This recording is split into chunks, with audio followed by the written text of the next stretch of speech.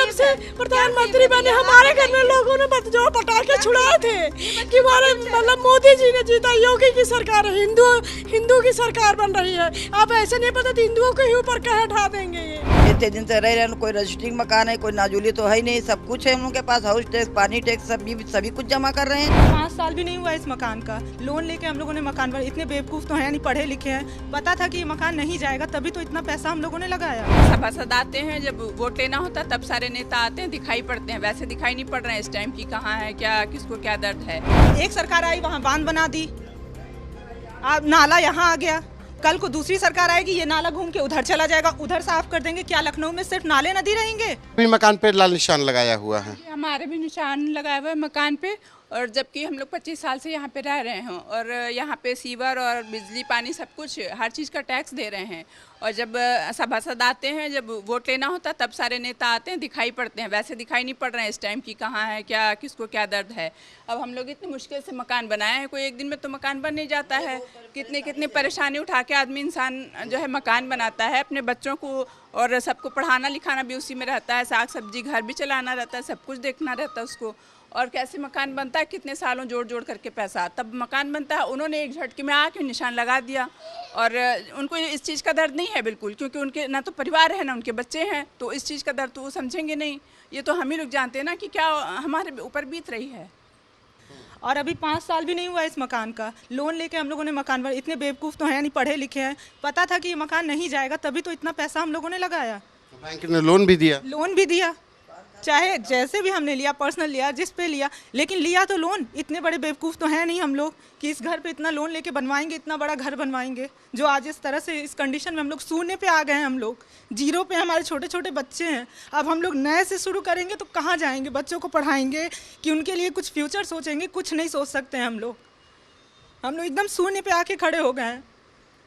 अब यही है कि हम लोगों को इतना बस फैसिलिटी दीजिए कि हम लोग योगी सरकार से जाके सिर्फ हम 4-5 लोग अपनी बात कह सकें। हम जाएंगे, हम अपने कागज़ दिखाएंगे, हम उनको बताएंगे कि हाँ हमारा घर रजिस्ट्री है, सभी चीज़ें, हम लोग हाउस टैक्स दे रहे हैं, वाटर टैक्स दे रहे हैं, बिजली बिल जमा कर रहे हैं, फिर हमारे साथ ऐसा क्यों हुआ? वो कह रहे हैं कि कुकरेल नदी के किनारे जो किनारे बसे हैं। यहाँ तो नहीं था, पहले तो कहीं और था। एक सरकार आई वहाँ बांध बना दी, अब नाला यहाँ आ गया, कल को दूसरी सरकार आएगी, ये नाला घूम के उधर चला जाएगा, उधर साफ कर देंगे। क्या लखनऊ में सिर्फ नाले नदी रहेंगे और जानवर रहेंगे? इंसान कहाँ चले जाएंगे? जंगलों में। आखिर चाह क्या रहे हैं ये? बस हमको इतना है, बस हमसे इतना पूछना है, बस इतना आप लोग कर दीजिए। हम 4-5 लोग जाना चाहते हैं, अपनी बात रखना चाहते हैं बस। अधिकारी आए तो क्या बोले आपसे? वो कुछ बोलते नहीं है, वो बोलते तो हमें पता नहीं होता कि इस घर का हमको बताया नहीं आप लोगों को? कुछ नहीं, हमें क्या मिलेगा ये हमको पता होता ना, कि मुआवजा मिलेगा हमको, बदले में ऐसा ही घर मिलेगा या कुछ भी मिलेगा। अगर हमें पता होता तो आज हम इतना रो रहे होते 5 दिन से। मेरे यहाँ 5 दिन से खाना नहीं बन रहा है, बन भी रहा है तो नाले में ही फेंका रहा है, उन्हीं के नाले में फेंका रहा है। उनको क्या है, वो तो बस ऑर्डर देके चले जाते हैं, ऐसे क्रॉस लगाते हैं जैसे लगता है कि उनको उस चीज़ का क्या मिलने वाला है। इतनी खुशी के साथ लगाते हैं, गले मिल रहे थे उस दिन अधिकारी कि हाँ हमने बहुत बड़ा काम किया है। हमसे पूछें कि उस टाइम में हमारे पे क्या बीत रही थी जब वो क्रॉस लगा के जा रहे थे। आज 5 दिन से हमारे घर में, हम लोग घर में नहीं जाते हैं, हम सभी बैठ के यहाँ बात करते हैं। यहाँ हमारा परिवार बन गया था पूरा, 40 साल से हमारे ससुर यहाँ रह रहे हैं। उसके बाद हम लोगों ने ये दूसरा घर भी बनवाया। अब वही क्या चाह रहे हैं, हम बस इतना कह रहे हैं कि हम कुछ लोगों को जितना घर गया है हमारे मोहल्ले में, हमको बस इतना वो करें कि हमको योगी सरकार के सामने बस अपनी बात रखने का मौका दें। नहीं तो हमारा वोट देना बेकार है, हमारा यहाँ रहना बेकार है, हम टैक्स देना बेकार है। हमारा जितना टैक्स जमा हुआ है आज तक सारा वापस करें, फिर मुआवजे के साथ मेरे ज़मीन का पैसा, मेरे घर का पैसा, सब कुछ वापस करें। फिर वो घर लें चाहे ये शहर लें, हम लोग शहर भी छोड़ देंगे, बस जो हम लोगों का आज तक नुकसान हुआ है वो हमको लौटा दें। बड़े मुश्किल से घर बना होगा। क्या बताएं, आप एकदम से एक ही रात में घर से बेघर कर दे, छोटे छोटे बच्चे लेके कहाँ जाएंगे बताइए? हम लोग कैसे गृहस्थी शुरू करेंगे? एकदम से छत से आसमान छीन लिया उन लोगों ने। मैं तो कुछ बोल ही नहीं पा रही हूँ। वो बीजेपी को और देखिए अपना गला काट लिया क्या? ये कहने का मतलब है अधिकारी आते हैं यहाँ पे बता गए ये अवैध है।